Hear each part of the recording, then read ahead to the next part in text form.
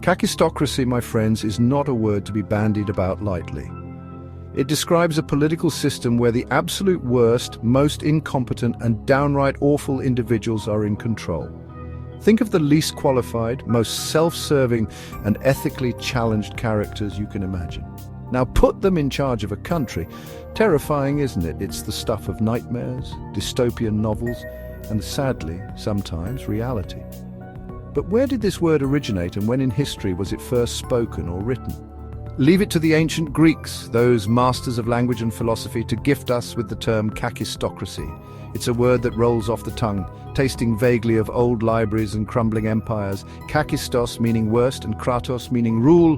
Put them together and voila, you have a word that perfectly encapsulates the nightmare of government gone wrong.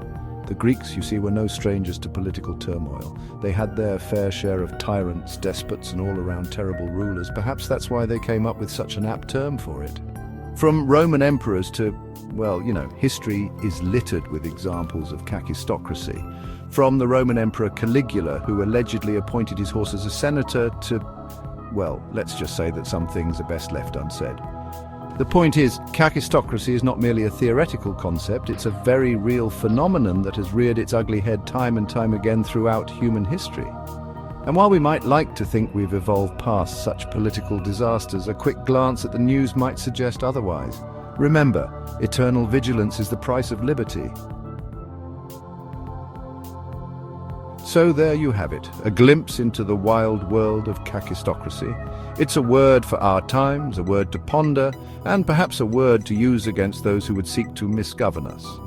And if you've enjoyed this delightful dalliance with linguistic dexterity, why not subscribe to our treasure trove of verbiage?